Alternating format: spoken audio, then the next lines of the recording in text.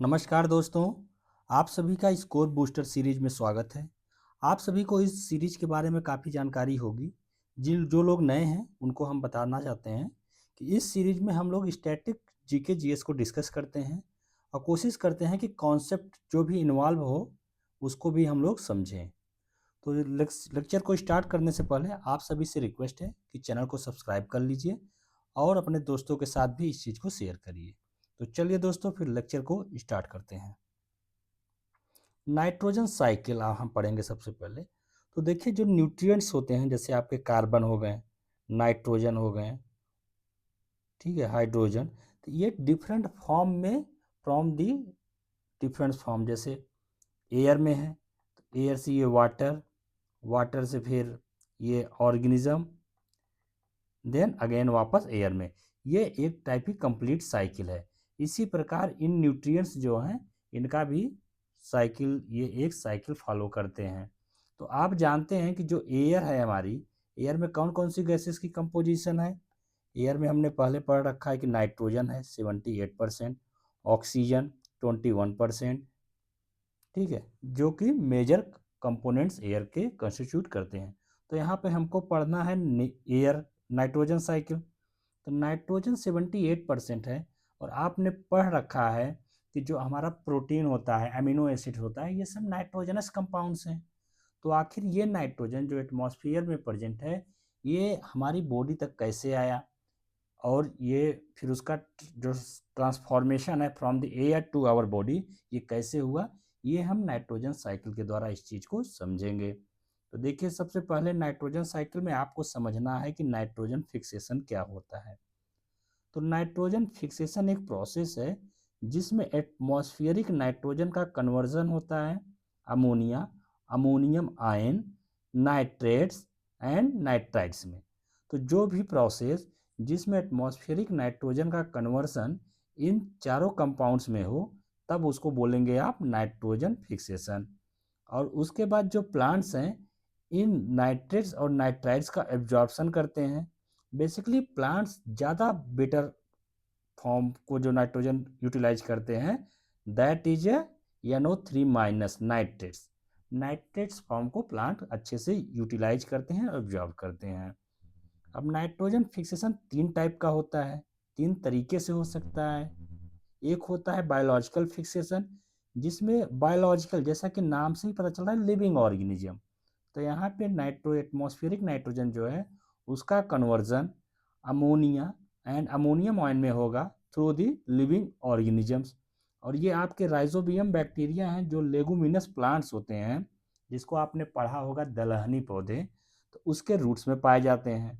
और अजोबैक्टर जो free living bacteria है सॉइल में पाए जाते हैं, एंड ब्लू ग्रीन अलगी, ये इस एटमॉस्फेरिक नाइट्रोजन का फिक्सेशन करते हैं और इसको कन्वर्ट कर देते हैं अमोनिया एंड अमोनियम आयन में। आपको यहाँ पता होना चाहिए कि जितने भी दलहनी पौधे होते हैं लेगुमिनस प्लांट, सभी नाइट्रोजन फिक्सेशन नहीं करते। जैसे ये आपका अरहर है, आपने पढ़ा होगा अरहर की दाल आप खाते भी होंगे। तो अरहर जो होता है ये नाइट्रोजन फिक्सेशन इसके रूट्स में नहीं होते, ये एक्सेप्शनल केस है। और दूसरा केस है एटमॉस्फेरिक फिक्सेशन। जैसे जब थंडर लाइटनिंग होती है तो उस केस में उस लाइटनिंग के द्वारा इलेक्ट्रिसिटी पास होती है ग्राउंड में, ये आप जानते होंगे कि अर्थिंग होती है। तो उस केस में जो एटमॉस्फेरिक नाइट्रोजन है उसका कन्वर्जन होता है नाइट्रस ऑक्साइड में।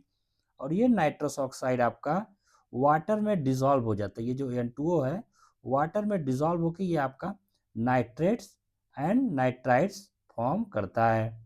और हम जानते हैं कि ये जो नाइट्रेट्स एंड नाइट्राइट्स हैं इसको प्लांट एब्जॉर्ब करते हैं। और प्लांट ज़्यादा सूटेबली किसको एब्जॉर्ब करते हैं, नाइट्राइट्स को। तो यहाँ कह सकते हैं कि लाइटनिंग के कारण जो नाइट्रस ऑक्साइड फॉर्म हुआ, रेन वाटर में फॉर्म मिल के वो क्या बनाया, ये नाइट्राइट्स एंड नाइट्रेट्स, जो डायरेक्टली सॉइल में एब्जॉर्ब होगा, प्लांट्स के रूट्स उसको एब्जॉर्ब कर लेंगे। और प्लांट्स हमारे क्या हैं, ऑटोट्रॉफ्स हैं, क्योंकि वो अपना जो फूड है खुद बनाते हैं बाय द फोटोसिंथेसिस। और तीसरा तरीका है इंडस्ट्रियल फिक्सेशन। जिसे आपने हैबर बोस प्रोसेस पढ़ रखा होगा, जिसका यूज बेसिकली फर्टिलाइजर बनाने के लिए किया जाता है। तो अब यहाँ से नाइट्रोजन जो एटमॉस्फेरिक नाइट्रोजन है उसको अमोनिया में कन्वर्ट किया जाएगा और ये अमोनिया जो NH4 बन गया यहाँ पे आपका, इसको बाद में नाइट्रेट्स में कन्वर्ट कर दिया जाता है सॉइल में। तो उसको हम देखेंगे कि ये जो अमोनिया फॉर्म हो रहा है आपका, आपने पढ़ा कि biological fixation and industrial fixation के केस में आपका अमोनिया फॉर्म हो रहा है जो कि प्लांट्स के रूट्स एब्जॉर्ब नहीं कर सकते। लेकिन एटमॉस्फेरिक फिक्सेशन में आपका नाइट्रेट्स एंड नाइट्राइज फॉर्म हो रहा है जिसको प्लांट्स के रूट्स एब्जॉर्ब कर लेते हैं। तो अब हम देखते हैं कि आखिर ये अमोनिया जो है, नहीं उसके पहले हम ये देख लेते हैं कि अमोनिफिकेशन, जैसे ये वाला हमने केस देखा ना कि आपका कुछ हमने पढ़ा कि कुछ सॉइल में भी आपके कुछ बैक्टीरिया होते हैं जो कि ऑर्गेनिक नाइट्रोजन, बेसिकली जैसे dead plants, animals, waste water जो कि ऑर्गेनिक नेचर को हो, तो इनका डिकम्पोजिशन होता है। डिकम्पोजिशन बेसिकली बैक्टीरिया और फंगस के द्वारा होता है। जब ये बैक्टीरिया और फंगस इस ऑर्गेनिक नाइट्रोजन जो कि प्लांट्स हैं जिनकी डेथ हो चुकी है, हो सकते हैं हम लोग हों, तो हमारा क्या होता है जब डिकम्पोजिशन होगा तो उस केस में अमोनिया आयन फॉर्म होता है। और ये अमोनिया आयन जो अमोनिया आयन है, अमोनियम, ये सॉइल में वापस मिल जाता है। अब देखिए, आप देख सकते हैं कि अमोनिया हमारा जो है NH4 प्लस एंड NH4, ये हमारा फॉर्म हुआ है इन डिफरेंट केसेस। NH4 नहीं, NH3 होता है ये। अब बेसिकली अब हम देखना है कि ये जो अमोनियम आयन एंड अमोनिया जो फॉर्म हुआ है इसका नाइट्रेट्स में कन्वर्जन कैसे हो रहा है। तो इस प्रोसेस को बोलते हैं नाइट्रिफिकेशन, जिसमें ये जो अमोनिया है एंड अमोनियम है इसका कन्वर्जन होता है नाइट्राइड्स में। नाइट्रिफिकेशन 2 स्टेप प्रोसेस है, ये बायोलॉजिकल प्रोसेस है, यानी इसमें भी आपके बैक्टीरिया इन्वॉल्व होंगे जो अमोनियम को कन्वर्ट कर देंगे नाइट्रेट्स में, जिसको in the later parts plant absorb कर लेंगे। तो अमोनियम आयन का कन्वर्जन होता है नाइट्राइड्स में बाय नाइट्रोसोमोनास बैक्टीरिया, और ये नाइट्राइड्स का फिर फर्दर कन्वर्जन होता है नाइट्रेट्स में बाय द नाइट्रोबैक्टर। और ये जो नाइट्रेट्स फॉर्म हुआ इसको जो प्लांट्स है ये क्या कर लेंगे, एब्जॉर्ब कर लेंगे। अब प्लांट्स ने एब्जॉर्ब किया, जैसे हम खाना खाते हैं तो हमारे जो फूड हम खा रहे हैं उसमें डिफरेंट न्यूट्रिएंट्स होते हैं, उस न्यूट्रिएंट्स को प्लांट जो है एब्जॉर्ब करेंगे, तो उसी को बोला जाता है असिमिलेशन। अगर हम न्यूट्रिएंट्स की हमारी बॉडी एब्जॉर्ब कर रही है तो असिमिलेशन बोलेंगे। प्लांट्स अगर जो भी नाइट्रेट्स एब्जॉर्ब की उसको क्या बोलेंगे, असिमिलेशन। मीन्स एक तरह से होता है कि जो भी डिजायर्ड न्यूट्रिएंट्स है उसको एब्जॉर्ब कर लेना। अब आप देख सकते हैं कि जो एटमॉस्फेरिक नाइट्रोजन है उसका कन्वर्जन तो हो गया, प्लांट्स के एब्जॉर्ब जिस फॉर्म में करता है। अब लेकिन वापस में ये एटमॉस्फेयर में कैसे जाएगा, तो ये प्रोसेस है डीनाइट्रिफिकेशन। इसमें बेसिकली जो नाइट्रेट्स है इसका वापस से कन्वर्जन होता है नाइट्रोजन गैस या नाइट्रस ऑक्साइड। ये जो नाइट्रेट्स फॉर्म हुआ इसका नाइट्रोजन एंड नाइट्रस ऑक्साइड में कन्वर्जन होता है, और लेकिन इसका कन्वर्जन भी बैक्टीरिया के द्वारा होता है। और इसमें जो बैक्टीरिया इन्वॉल्व है ये है स्यूडोमोनास एंड क्लॉस्ट्रीडियम बैक्टीरिया। अब यहाँ पे ये पूरी अब आपको ये साइकिल समझ में आएगा। ये एटमॉस्फेरिक नाइट्रोजन, नाइट्रोजन फिक्सेशन हुआ जो कि बेसिकली 3 टाइप का है। इससे क्या हुआ कि जो नाइट्रोजन फिक्सेटिंग बैक्टीरिया थे उनके द्वारा हुआ। फिर ammonium and ammonium ion form हुआ जिसको प्लांट्स के जो रूट्स हैं उसमें जो बैक्टीरिया है वो डिजायर्ड फॉर्म में कन्वर्ट कर देते हैं नाइट्रेट्स के। फिर प्लांट उसको एब्जॉर्ब कर लेंगे, फिर वो वापस से आपका असिमिलेशन होगा। असिमिलेशन के बाद जब उनकी डेथ होगी तो फिर से ये देखिए यहाँ पे अमोनिफिकेशन होगा, हमने पढ़ा। और ये इसी प्रकार ये प्रोसेस चलता रहेगा और यहाँ पे फिर बाद में क्या होगा, डीनाइट्रिफिकेशन वापस से आ जाएगा। ये साइकिल कंटिन्यूअस चलती रहती है। तो इसीलिए आपको एटमॉस्फेयर में जो नाइट्रोजन का कंपोजिशन है वो आपको मोर और लेस कांस्टेंट मिलेगा। कुछ इंपॉर्टेंट फैक्ट की बात करें, जो डायनेमो होता है बेसिकली हमने शादी ब्याह में देखा भी होगा, हमने तो देखा है, आप लोगों ने भी देखा होगा, जिसको हैंडल मार के चलाते हैं। ये एक टाइप का जनरेटर होता है जिसमें मैकेनिकल एनर्जी के द्वारा मैकेनिकल एनर्जी जो होता है उसका कन्वर्जन करके इलेक्ट्रिकल एनर्जी प्रोड्यूस किया जाता है। जो हम खाना खाते हैं इसमें केमिकल एनर्जी होती है और इसका कन्वर्जन होता है मैकेनिकल एनर्जी में in the body. Heavy water जिसका केमिकल फार्मूला D2O है, इसका यूज न्यूक्लियर रिएक्टर में as a moderator and as a coolant use किया जाता है। अब ये मॉडरेटर एंड कूलेंट्स क्या होते हैं? मॉडरेटर बेसिकली जो न्यूट्रॉन्स की स्पीड होती है उसको स्लो डाउन कर देते हैं, जिससे कि जो न्यूक्लियर चेन रिएक्शन चलती रहती है तो स्लो डाउन हो जाती है। और कूलेंट जो भी न्यूक्लियर रिएक्टर में हीट प्रोड्यूस हो रही है उस हीट को एब्जॉर्ब करते हैं, ताकि न्यूक्लियर रिएक्टर की एक्सेसिव हीटिंग को अवॉइड किया जा सके और जो हीट है उसको यूटिलाइज किया जा सके for the purpose of steam production by which turbines are rotated and electricity produced. Quinine एक मलेरिया ट्रीटमेंट की एक दवा है जिसको चिंचोना जो ट्री होता है इससे बनाया जाता है इस दवा को। अगर हम बात करें स्मॉलेस्ट मैन लाइक एप तो ये है गिबन। वेजिकल्चर्स वेजिटेबल फार्मिंग से संबंधित है, silviculture tree farming. Forest conservation act 1980। World toilet day 19 नवंबर को मनाया जाता है। वर्ल्ड एंटी पॉवर्टी डे 17 अक्टूबर। वर्ल्ड एनवायरनमेंट डे 5 जून। वर्ल्ड स्पैरो डे 20 मार्च। International day for elimination of racial discrimination on 21 March and on the same day international day of forest is also celebrated. Bindeshwar Pathak, इनको बोला जाता है, जो आप शहरों में देखते होंगे सुलभ शौचालय, बेसिकली सुलभ जो टॉयलेट होता है, ये उसके संस्थापक हैं बिंदेश्वर पाठक। और ये पायोनियर हैं। पायोनियर मीन्स होता है बेसिकली जो किसी चीज़ की स्टार्टिंग करे, तो ये सैनिटेशन मूवमेंट्स के पायोनियर हैं इंडिया में। सौमेंद्र नाथ टैगोर, इन्होंने 2 पार्टी की फाउंडेशन रखी थी। पहली पार्टी थी कम्युनिस्ट लीग ऑफ इंडिया जो 1934 में बनाई थी इन्होंने, जिसका बेसिकली एम ये था कि जो कम्युनिस्ट आइडियोलॉजी है उसको इंडिया में स्प्रेड किया जाए, प्रमोट किया जाए और वर्कर और पेजेंट को इस आइडियोलॉजी की तरफ मोबिलाइज किया जाए। और बाद में 1948 में इन्होंने एक पार्टी बनाई, revolutionary communist party of India. Lord Mountbatten ने महात्मा गांधी को बोला था कि वन मैन बाउंड्री फोर्स, ये फेमस स्टेटमेंट है लॉर्ड माउंटबेटन का। कोमागाता मारू इंसिडेंट, ये एक 1914 का इंसिडेंट है। इसके बारे में आपको समझाते हैं कि जो वैनक्योर है आज का कनाडा, वहाँ पे एक सिटी है, पोर्ट है, वहाँ पे एक कनाडा में एक रूल था कि कंटिन्यूअस जर्नी लॉ थे।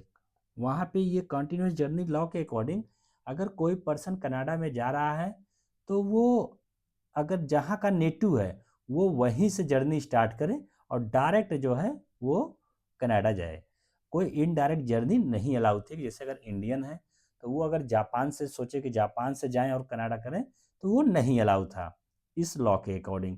लेकिन इसमें डिस्क्रिमिनेशन होता था। जैसे जो ब्रिटिशर जा रहे थे तो उन ब्रिटिशर अगर जापान से जा रहे हैं या कहीं इनडायरेक्टली जा रहे हैं ट्रैवल करके तो उनको वहाँ पे जो है अलाउ कर दिया जाता था, लेकिन इंडियन को नहीं अलाउ किया गया था। इसीलिए ये कोमागाता जो मारू इंसिडेंट है फेमस है। कोमागाता मारू एक शिप था जिसके लीडर थे गुरदीत सिंह, और ये जापान से ये शिप चला था। जापान से ये शिप चल के आपका वैनकोर कनाडा तक ये शिप गया और इसमें करीब 376 जो है भारतीय थे। और लेकिन जब यहाँ वैनक्योर ये पोर्ट पे पहुंचे तो वहाँ पे इनकी एंट्री नहीं अलाउ की गई और कंटिन्यूस जर्नी लॉ का हवाला दिया गया कि हमारे यहाँ ऐसा लॉ है इसलिए हम नहीं एंट्री देंगे। उसके बाद ये जहाज वहाँ पे लगभग 2 महीने खड़ा था। इतनी बुरी स्थिति थी, न खाना, लिमिटेड उनके पास फूड थे और सैनिटेशन की भी दिक्कत, डिसीजेस भी फैल रहे थे। तो 2 महीने बाद करीब ये शिप वापस जो है इंडिया में आ गया।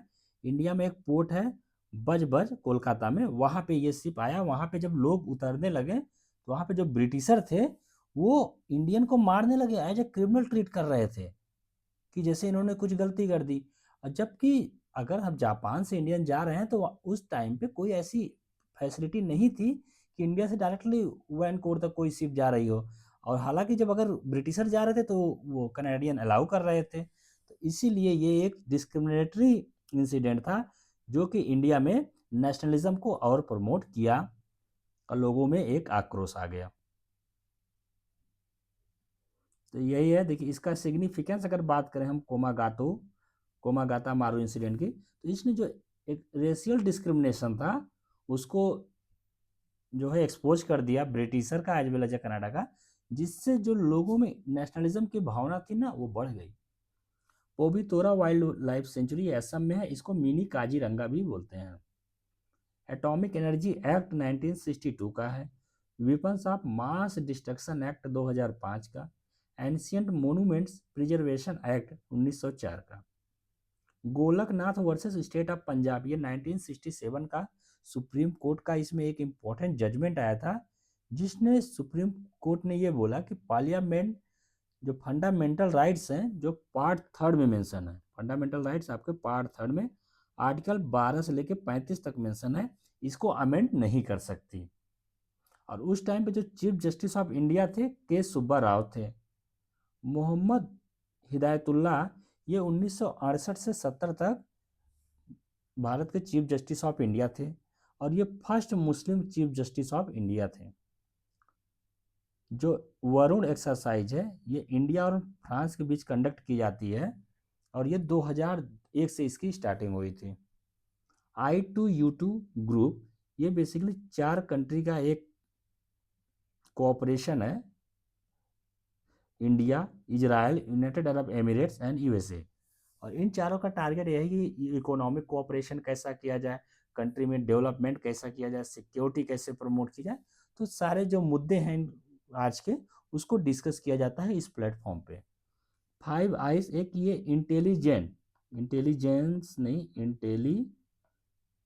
इंटेलिजेंस शेयरिंग एक ग्रुप है जिसमें आपके USA, UK, Canada, Australia, New Zealand देखने को मिलेंगे। जामा मस्जिद जो न्यू दिल्ली में स्थित है, इसको शाहजहां ने बनवाया था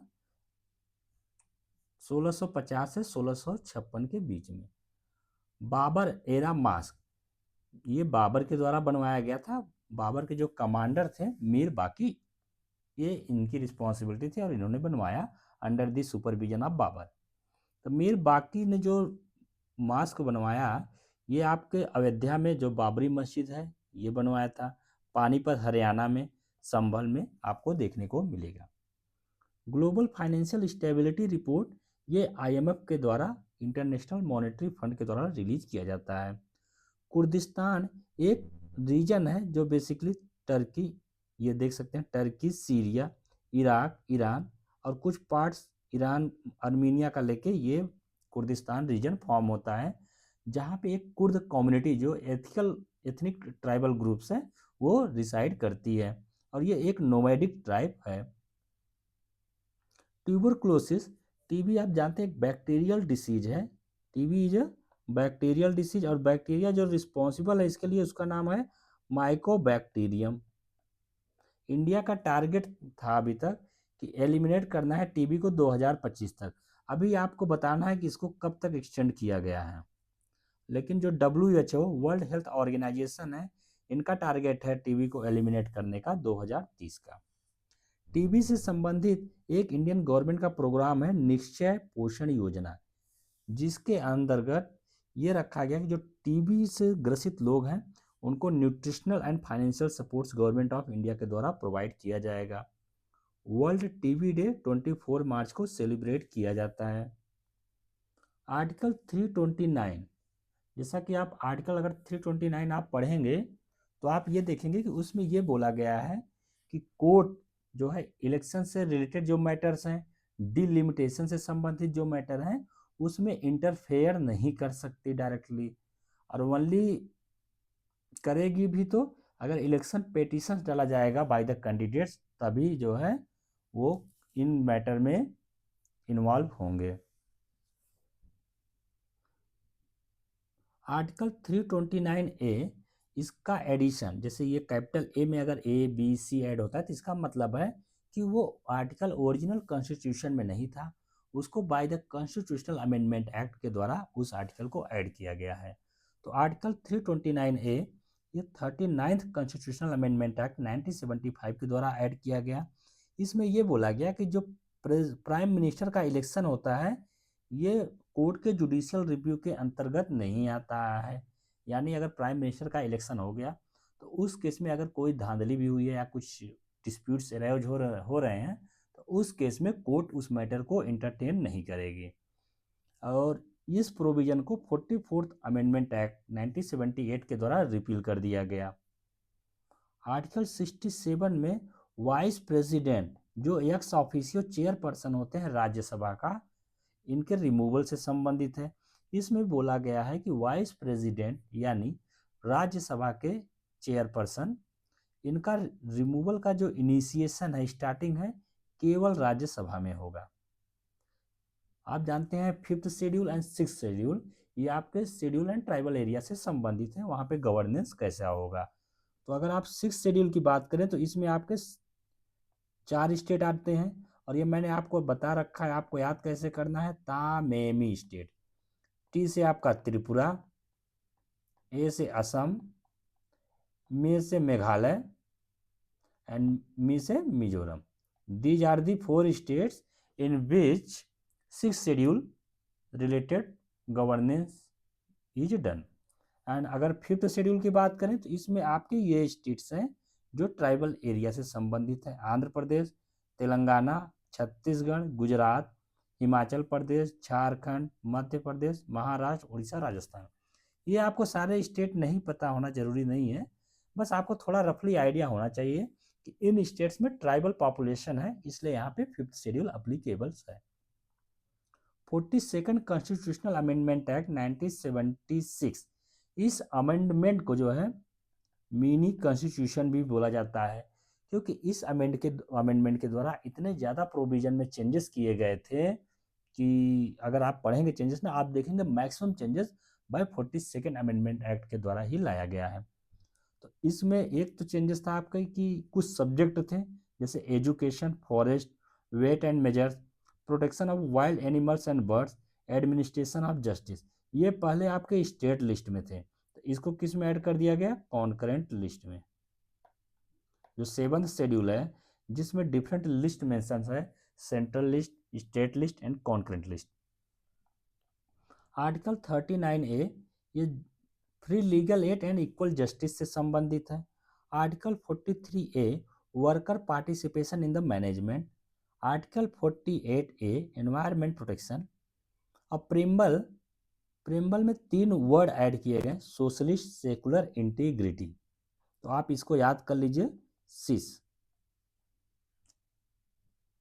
अब कोशिश करिए कि प्रेम्बल आपको याद हो जाए, प्रेम्बल को याद करके रख लीजिए, क्योंकि अगर आप पीसीएस या यूपीएससी की तैयारी कर रहे हैं तो हो सकता है कभी ये बोल दे कि प्रेम्बल लिखिए, लिखने को बोल सकता है 8 मार्क्स 12 मार्क्स में, तो इसलिए प्रेम्बल को याद रखिए।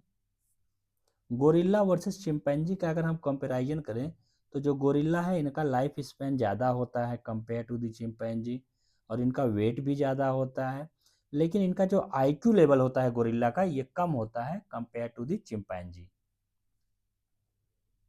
जो पुराण होते हैं, पुराण में 5 इंडिकेटर्स होते हैं जिसको बोला जाता है पंच लक्षण, जिसके द्वारा ये पहचाना जाता है, पुराण को समझा जाता है। तो जैसे पोल्यूशन हो रहा है, अगर सल्फेट पोल्यूशन है तो बेसिकली उसका इंडिकेटर क्या होता है, लाइकेन, लाइकेन के द्वारा ये पता लगाया जाता है। अगर लाइकेन्स की प्रेजेंस है तो यानी एनवायरनमेंट क्लीन है, एयर पोल्यूशन नहीं है। अगर लाइकेन एब्सेंट है यानी वहाँ पे सल्फेट पोल्यूशन है। और जो 5 इंडिकेटर्स हैं पुराण के जिसको पंच लक्षण बोलते हैं, तो इसमें आपका है सर्ग, जो ये बात करता है कि यूनिवर्स का क्रिएशन कैसे हुआ। प्रतिसर्ग, ये दोबारा से अगर एक बार यूनिवर्स खत्म हो गया, जैसे अभी हमारा करंट में क्या चल रहा है, 6th मास एक्सटेंशन होने वाला है, 5 बार हमारी धरती जो है तबाह हो चुकी है, अब 6वीं बार धरती हमारी तबाह होगी, और इसका जो रीजन होगा क्या होगा, एंथ्रोपोजेनिक, यानी हम लोग इसके मेन रीजन होंगे। वामसा, वामसा बेसिकली जेनियोलॉजी ऑफ गॉड्स एंड जो ऋषि मुनि होते हैं उनसे संबंधित है। अब मानवंतरा, ये टाइम पीरियड्स, एंड वामसानुचरित, ये डायनेस्टिक हिस्ट्री, जो किंग्स हैं, क्यून है, उनकी डायनेस्टी से डील करता है। अपार ID, automated permanent academic account registry, ये एक टाइप का आईडी है जो स्टूडेंट के लिए क्रिएट किया जाएगा, जो हर स्टूडेंट का यूनिक होगा, और इसका मेन टारगेट यही है कि one nation one student ID, जैसे one nation one ration card, one nation one election, ये सब मुद्दे हैं। उसी प्रकार अपार आईडी को लाया गया है, जो बेसिकली एक डिजी लॉकर की तरह काम करता है, जहाँ पे आपके सारे एकेडमिक रिकॉर्ड्स अवेलेबल रहेंगे। और इसमें जो आपको आईडी मिलेगी, ये 12 डिजिट्स का एक यूनिक कोड होता है। जैसा कि आपका आधार कोड भी यूनिक होता है, उसी प्रकार हर स्टूडेंट का अपार आईडी भी यूनिक होगा। इसको इम्प्लीमेंट करने की नोडल जो मिनिस्ट्री है, मिनिस्ट्री ऑफ एजुकेशन है। Custodial rights, D K Basu versus state of Bengal 1997 में सुप्रीम कोर्ट ने बोला कि जो कस्टोडियल टार्चर है, ये वायलेशन है फंडामेंटल राइट्स का, दैट इज आर्टिकल 21, जिसके तहत right to life and personal dignity का राइट्स दिया गया है हर सिटीजन को। तो अब समझ लेते हैं custodial death and custodial torture, ये दो चीज़ें होती हैं। तो कस्टोडियल डेथ का मतलब होता है कि अगर किसी पर्सन की डेथ हो जाए और पुलिस और या जुडिशियल कस्टडी में, जैसे पुलिस स्टेशन में ले गए, जेल में बंद किए, लेकिन वहाँ पे डेथ हो जाए due to may be many reasons, you know very well. And second is a judicial custody. और कस्टोडियल टॉर्चर होता है, इस केस में डेथ नहीं हो रही है पर्सन की, लेकिन उसको फिजिकल और मेंटली टॉर्चर किया जाता है ताकि वो अपने जुर्म कबूल कर ले। आपने मूवी में ये चीज़ें देख रखी होगी, कस्टोडियल डेथ का भी चीज़ देखा होगा, कस्टोडियल टॉर्चर का भी। ब्यूरो ऑफ इंडियन स्टैंडर्ड्स, जो बेसिकली जो सर्टिफिकेशंस होते हैं, जैसे मैंडेटरी हॉल मार्किंग, जो आप गोल्ड्स खरीदते हैं, और ये लेबोरेटरी टेस्टिंग भी करते हैं गुड्स एंड सर्विसेज का, कि वो चीज़ें सही अवस्था में हैं कि नहीं, ताकि कंज्यूमर को अच्छी क्वालिटी की सर्विस मिल सके। तो ब्यूरो ऑफ इंडियन स्टैंडर्ड्स, इसका हेडक्वार्टर न्यू दिल्ली को में देखने को मिलेगा। ये एक स्टैट्यूटरी बॉडी है, जो bureau of Indian standard act 2016 के तहत इसको इस्टेब्लिश किया गया। और जो इसमें गवर्निंग बॉडी हैं, उसमें सेंट्रल, स्टेट गवर्नमेंट और जो स्टेक होल्डर्स हैं, तीनों के मेंबर्स प्रेजेंट होते हैं। कॉलेजियम सिस्टम, जैसे आप आज पढ़ेंगे, तो जो हमारा सुप्रीम कोर्ट में जो कॉलेजियम फॉर्म होता है, इसमें सीजेआई होते हैं plus 4 senior most supreme court के जज होते हैं। और हाई कोर्ट के केस में आपका chief justice of high court plus 2 senior most जज ऑफ हाई कोर्ट। ये तो आपने अच्छे से पढ़ रखा होगा। तो अगर आप आर्टिकल 124 पढ़ेंगे संविधान का, तो वहाँ पे आप ये देखेंगे कि जो सुप्रीम कोर्ट है, उससे संबंधित प्रोविजंस दिए गए हैं। जैसे ये बोला गया है कि सुप्रीम कोर्ट में एक चीफ जस्टिस होगा, अब और कुछ अदर जजेस होंगे जो कि जजमेंट देंगे। और एवरी जज, जो जितने भी जज हैं, उनका अपॉइंटमेंट प्रेसिडेंट के द्वारा होगा, लेकिन आफ्टर कंसल्टेशन विद सच जजेस of the supreme court and high courts in case of state.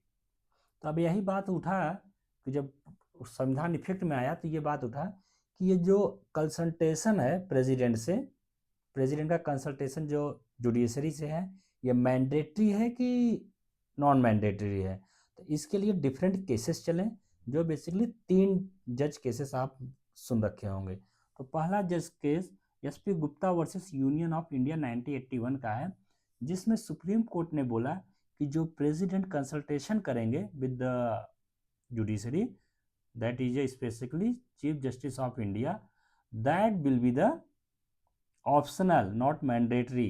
यानी प्रेसिडेंट जो चीफ जस्टिस ऑफ इंडिया हैं, उनके अगेंस्ट भी जाके जज को अपॉइंट कर सकते हैं। और लेकिन जो सेकंड जज केस हुआ 1993 में, इसमें सुप्रीम कोर्ट ने कॉलेजियम सिस्टम को ला दिया, और यहाँ पे बोला कि जो चीफ जस्टिस ऑफ इंडिया जो भी कंसल्टेशन देंगे, वो प्रेसिडेंट पे मैंडेटरी होगा, यानी बाइंडिंग होगा। तो यहाँ पे कॉलेजियम सिस्टम इस्टेब्लिश हो गया। लेकिन सुप्रीम कोर्ट ने बोला कि जो चीफ जस्टिस ऑफ इंडिया हैं, ये इनका पर्सनल कंसल्टेशन नहीं होगा, ये पर्सनल ओपिनियन नहीं होगा, ये अपने जो है 4 सीनियर मोस्ट जजेस को कंसल्ट करेंगे, तब जाके ये जो राय देंगे, ओपिनियन देंगे, वो प्रेसिडेंट पे बाइंडिंग होगा। तो यहाँ पे आप देख सकते हैं सेकंड जज केस में ये इसका कॉन्सेप्ट आया कॉलेजियम का। थर्ड में इसकी जो स्ट्रेंथ है CGI प्लस 4 सीनियर मोस्ट जज in the case of supreme court and chief justice of high court plus 2 senior most जज in the case of high court. तो अगर आपसे एग्जाम में पूछे कि कॉलेजियम सिस्टम किस केस में आया तो ये आप इसका आंसर लगाएंगे सेकेंड जज केस, दैट इज इन 1993। तो ये देख सकते हैं फर्स्ट केस में गवर्नमेंट जो है डोमिनेट कर गई जुडिशरी पे, सेकंड में जुडिशरी डोमिनेट कर गई गवर्नमेंट पे, और यहीं पे कॉलेजियम सिस्टम का स्टार्टिंग हो गया। कंपटीशन कमीशन ऑफ इंडिया ये एक स्टैट्यूटरी बॉडी है जिसकी स्थापना कंपटीशन एक्ट 2002 के अंदर की गई। आप जानते हैं कि स्टैट्यूटरी बॉडी वो बॉडी होती है जो पार्लियामेंट के एक्ट के द्वारा एस्टेब्लिश हो। ये मिनिस्ट्री ऑफ कॉर्पोरेट अफेयर्स के अंदर ये बॉडी काम करती है जिसका हेडक्वार्टर न्यू दिल्ली में है।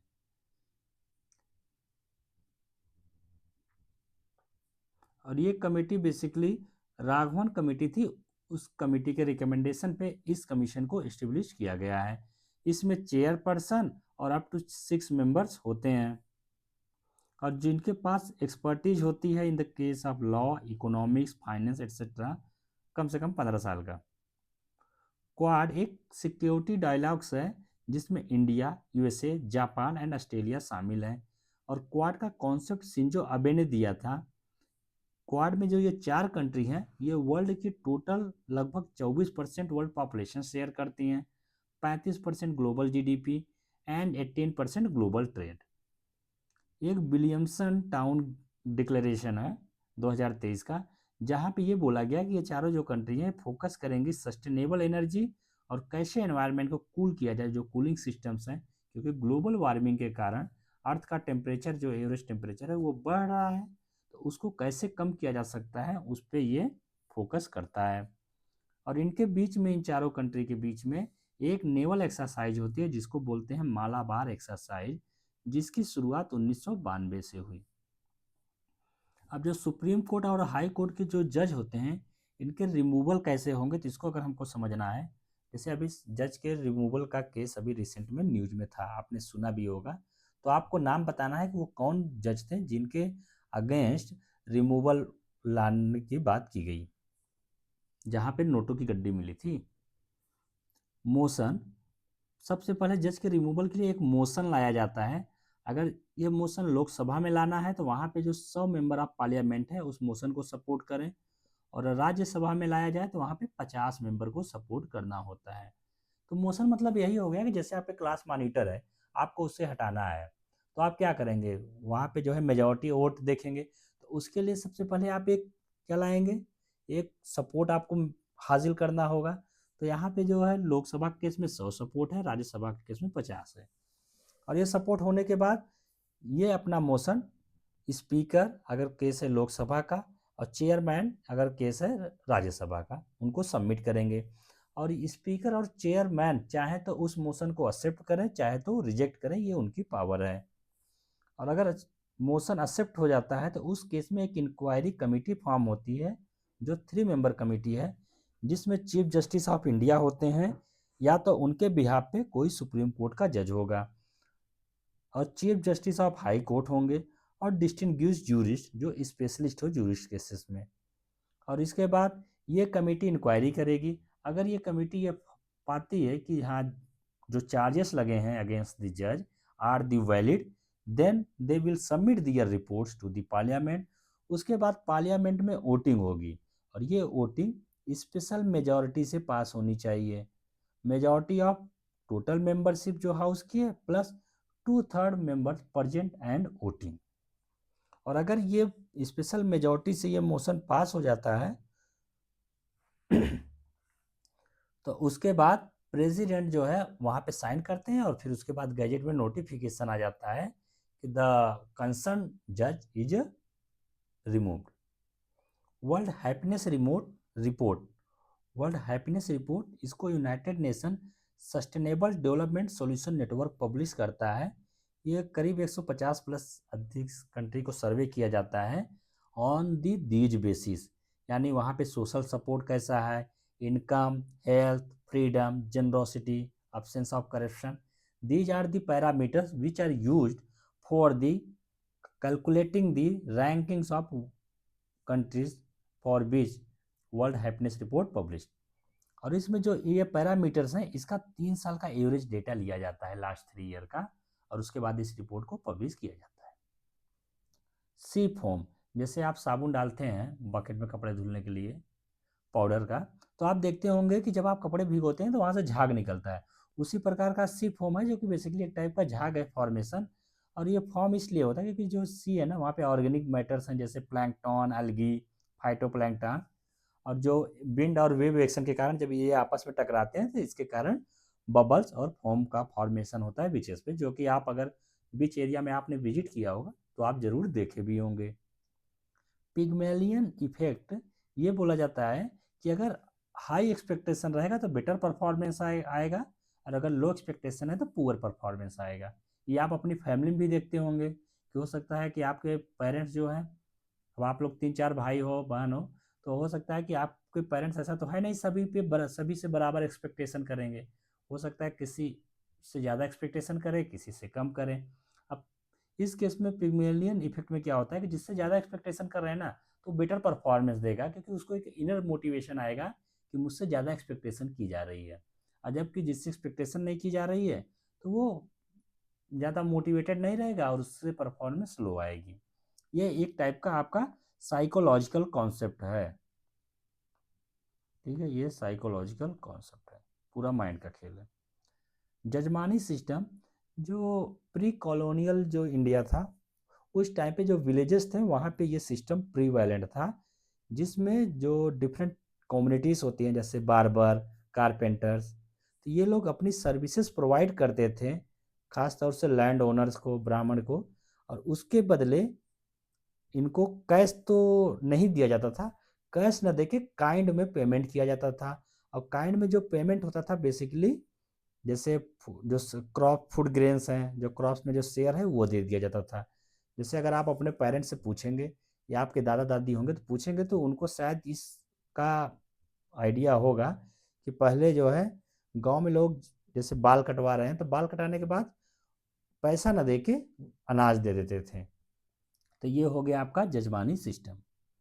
अग्रेरियन क्लास की बात करें तो जो जोतेदार्स ये हैं, ये लार्ज लैंड होल्डर को बोला जाता है। और बर्गादार्स ये जो शेयर क्रॉपर्स होते हैं, जो बेसिकली लैंड ओनर जो होते हैं, जो जमींदार, उनकी खेती पे, उनके खेत पे जो लोग एग्रीकल्चर एक्टिविटी कर रहे हैं उसके बदले जो शेयर प्रोड्यूस, जो फूड ग्रेन्स प्रोड्यूस होता है उसमें कुछ शेयर ले रहे हैं, उन्हीं को बोला जाता है बर्गादार्स। क्रूक्स ग्लास, ये सनग्लासेस में यूज होता है, जो अल्ट्रा वायलेट रेज होती है ना ये उसको कट कर देता है, अल्ट्रा वायलेट रेज हमारे आंखों में नहीं जाता इस सनग्लासेस से, क्योंकि इसमें सीरियम ऑक्साइड होता है। और सीरियम ऑक्साइड में जो एनर्जी बैंड गैप होता है ना ये हाई होता है, और ये मैच करता है अल्ट्रा वायलेट जो रेज एनर्जी लेवल है, जिसके कारण ये cerium oxide ultra violet rays की एनर्जी ऑब्जर्व कर लेता है और उसको इस सनग्लास से पास नहीं होने देते। हाइड्रोजनेशन ऑफ ऑयल, जिसको वनस्पति घी भी बोलते हैं, तो इसमें बेसिकली जो वन सैचुरेटेड वेजिटेबल्स ऑयल जैसे आपके mustard, soybean, sunflower, groundnut, palm oil etcetera, इनका कन्वर्जन किया जाता है सैचुरेटेड फैट में by passing hydrogen gas at high pressure at temperature 150 से 200 डिग्री सेल्सियस रहता है। और यहाँ पे निकल कैटालिस्ट यूज किया जाता है in the case of hydrogenation of oil. A23A ये एक आइसबर्ग है जो अंटार्कटिका से ब्रोक हो गया था 1986 में। और अगर ये देखेंगे ना ये काफ़ी बड़ा है, और इसकी साइज बात करें तो जो लंदन का साइज है उससे डबल इसका साइज है। तो जिसके कारण जो शिपिंग एक्टिविटी है, मेरीन इकोसिस्टम है साउथ अटलांटिक वाले रीजन में, वहाँ पे एक रिस्क रहता है, एक डेंजर है कि अगर कभी इससे शिप टकरा जाए तो वहाँ पे जान और माल की काफ़ी हानि हो सकती है। वेस्ट एशिया भी काफ़ी न्यूज में है, तो यहाँ पे हम कुछ क्रॉसिंग्स हैं। क्रॉसिंग्स मीन्स होता है जैसे रोड नहीं होती कि ये क्रॉसिंग बनी होती कि यहाँ से आप क्रॉस कर जाइए, तो इसी टाइप की एक क्रॉसिंग है। तो राफा क्रॉसिंग आपका इजिप्ट में स्थित है, ये देखिए ये इजिप्ट और गाजा। आप सबसे पहले ये जान लीजिए जो गाजा है आपका यहाँ पे मेडिटेरियन सी से लगा हुआ, और इधर जो है इजराइल के आप देखेंगे वेस्ट बैंक है। ये दोनों टेरिटरी आपस में अगर इनको जॉइंटली जो है पैलेस्टीन वाला रीजन बोला जाता है। तो राफा क्रॉसिंग आपका ये इजिप्ट है जो गाजा से बॉर्डर शेयर करता है, इनके बीच में स्थित है। और करेम सलोम क्रॉसिंग ये देखिए जो ट्राई पॉइंट है इजिप्ट इजराइल एंड गाजा का वहाँ पे स्थित है। यहाँ से ना जो ह्यूमैनिटेरियन एड होता है उसको जो है पास करने दिया जाता है। और इरेज क्रॉसिंग ये आप देख सकते हैं, ये इरेज क्रॉसिंग है जो नॉर्दर्न गाजा गाजा वाले रीजन में स्थित है, जो नॉर्दर्न गाजा को इजराइल से कनेक्ट करते हैं। ये पूरा आपका क्या है, इजराइल आप जानते ही हैं, इससे कनेक्ट कर रहा है। और यहाँ पे कुछ कॉरिडोर्स हैं। कॉरिडोर अब देखिए पासिंग क्रॉसिंग मीन्स क्या हुआ, हमने बताया ना जैसे टोल टैक्स नहीं होता उस टाइप का, उसको क्या बोलेंगे, क्रॉसिंग बोलेंगे। कॉरिडोर्स मीन्स हो गया रास्ता हो गया पूरा, जैसे पूरी सड़क ही बनेगी। तो यहाँ पे जो है आपके इंपॉर्टेंट जो कॉरिडोर्स हैं, एक है फिलेडेल्फी कॉरिडोर जो इजिप्ट एंड सिनाई बॉर्डर को जोड़ता है। ये देखिए इजिप्ट ये वाला जो पूरा ऐसे एक बॉर्डर पे रोड है इसको बोलते हैं फिलाडेल्फिया कॉरिडोर। और दूसरा आपका है नेटजारिम कॉरिडोर जो ये आपका गाजा है ना इसके नॉर्थ और साउथ को ये बीच से पास होता है, नॉर्थ और साउथ को ये सेपरेट करता है। आर्कियोलॉजिकल सर्वे ऑफ इंडिया इसकी स्थापना 1861 में हुई थी बाय अलेक्जेंडर कनिंगम। ये मिनिस्ट्री ऑफ कल्चर के अंडर ये बॉडी काम करती है और इसका हेडक्वार्टर आपको न्यू दिल्ली में देखने को मिलेगा। ये स्टेचुटरी बॉडी नहीं है, ये आपको ध्यान रखना है, ये एक अटैच्ड ऑफिस है to the ministry of culture, यानी कोई एक्ट नहीं आया है इस बॉडी को क्रिएट करने के लिए। और ये जो दो एक्ट हैं, ancient monuments and archaeological sites and remains act 1958, antiquities and art treasurers act 1972, इनका बेसिकली फंक्शन होता है जो भी एंशियंट हमारे मोनूमेंट्स हैं उसकी प्रोटेक्शन किया जाए, कंजर्व किया जाए, हेरिटेज को मैनेज किया जाए और एक्सकेवेशन किया जाए, रिसर्च किया जाए और ये जाना जाए कि प्राचीन काल में या जो हमारे पूर्वज थे उनकी लिविंग स्टाइल्स कैसी थी, उस टाइम पे टेक्नोलॉजिकल कितना एडवांसमेंट था। वट्टा किरुतल ये संगम एज में एक प्रैक्टिस थी जिसको जो किंग होते थे, बेसिकली जो डिफीटेड किंग होते थे, जैसे वार होता था जो किंग हार जाते थे, वॉरियर्स जो हार जाते थे वो इस चीज़ को प्रैक्टिस करते थे। इसमें वो क्या करते थे कि भूखा रहते थे, स्टार्विंग करते थे और अपनी जान देते थे रिच, और इसको रिचुअल सुसाइड कंसिडर किया जाता है। और वहाँ पे के लोगों के द्वारा सोसाइटी में उस टाइम पे इसको एक सम्मान पूर्वक एक्ट इसको देखा जाता था कि ये सम्मान पूर्वक है। डंपिंग, जैसे आप सुनते हैं कि काफ़ी डंपिंग हो रही है कमोडिटीज़ की, जैसे गुड्स एंड सर्विसेज का। तो बेसिकली डंपिंग मीन्स होता है कि जो गुड्स हैं उनका सेलिंग करना, बेचना लोअर देन नॉर्मल वैल्यू, कि जितने वैल्यू पे उनको बिकना चाहिए था उससे कम वैल्यू पे बेचना। और कभी कभी तो इसको जो बिलो जो कॉस्ट प्राइस होता है गुड्स का उससे भी नीचे प्राइस पे इसको बेचा जाता है। तो इस केस में क्या होता है, जैसे चाइना के केस में ये काफ़ी देखा गया है जहाँ पे एंटी ड्यूटी डंपिंग भी लगाई जाती है। तो जैसे मान लीजिए ये है हमारा प्यारा भारत, ठीक है। अब ये देखिए चाइना है, एग्जाम्पल से समझ रहे हैं। अब मान लीजिए चाइना ने कोई कमोडिटी है ए, इसका जो है हमारे यहाँ डंपिंग करना स्टार्ट कर दिया और हमको पता चलता है कि जो ए की कॉस्ट प्राइस है ये एक्चुअली 100 रुपये है, और लेकिन ये यहाँ पे कितने में इसको बेच रहा है, हो सकता है 60 रुपये में। तो एक्चुअली होना तो चाहिए था क्या, 100 रुपये का कास्ट प्राइस है तो 110 हो सकता है क्योंकि कुछ प्रॉफिट मार्जिन भी होता है, लेकिन नॉर्मल देन कॉस्ट प्राइस से अभी बेच रहा है। तो इस केस में क्या हुआ कि जो हमारा directorate general of trade remedies है जो ministry of commerce and industry के अंतर्गत काम करती है, ये बॉडी इन्वेस्टिगेट करेगी कि ये सच में डंपिंग हो रही है, क्या पता वहाँ की जो गवर्नमेंट है वो कंपनियों को इतनी सब्सिडी दे रही हो कि वो इस प्रोडक्ट को 100 रुपये के बजाय 60 रुपये में बेचेंगे, तब भी उनको प्रॉफिट ही होगा क्योंकि वहाँ की गवर्नमेंट उनको सब्सिडी जो बाकी का 40-50 रुपये बच रहा है वहाँ की गवर्नमेंट सब्सिडी के रूप में दे रही है।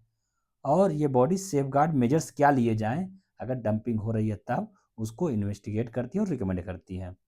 अब अगर डंपिंग का केस साबित हो जाता है तो जो कंसर्न गवर्नमेंट है, in this case Indian government, ये एंटी डंपिंग ड्यूटी जो है इस प्रोडक्ट पे लेवी कर देगी। अब एंटी डंपिंग ड्यूटी मीन्स हो गया कि यहाँ पे जो हमारा इम्पोर्ट ड्यूटी है उसको बढ़ा दिया जाएगा और उसका नाम होगा एंटी डंपिंग ड्यूटी। और उसमें क्या होगा कि ये जो 40 रुपये का गैप आ रहा है ना, उसको 40 रुपये यहाँ पे गवर्नमेंट ऑफ इंडिया क्या ले लेगी, ड्यूटी के रूप में ले लेगी। तो इस प्रोडक्ट का प्राइस ऑटोमेटिक क्या हो जाएगा, 100 रुपये हो जाएगा। तो इससे क्या होगा, जो डोमेस्टिक इंडस्ट्री हैं उनको प्रोटेक्शन मिल जाएगी, क्योंकि अभी तक अगर 60 रुपये में बिकता तो जो हमारे इंडिजिनस इंडस्ट्रीज़ हैं ये इस प्रोडक्ट का कंपटीशन ना कर पाएंगी। और इससे एक फेयर कंपटीशन भी ये प्रोवाइड करेगा एंटी डंपिंग ड्यूटी। ये तो था पूरा कॉन्सेप्ट। तो दोस्तों आज का लेक्चर बस यहीं तक। इस क्लास में आपको काफ़ी कुछ सीखने को मिला होगा, ये तो मैं होप कर ही सकता हूँ। और अगर आपको कोई दिक्कत हो रही है ज़रूर बताइए, चीज़ें धीरे धीरे टाइम के साथ सही हो जाएंगी। और जो भी लोग पीडीएफ मांग रहे हैं, आप ध्यान रखिए अभी तक ये चैनल में बहुत काम नहीं हुआ है। ये जस्ट मैंने चैनल को स्टार्ट किया कुछ ही टाइम हुआ है, तो अभी ना तो टेलीग्राम चैनल है। तो धीरे धीरे चीज़ें व्यवस्थित हो जाएंगी, आप टाइम दीजिए और फिर आपको पीडीएफ भी शेयर होने लगेगा।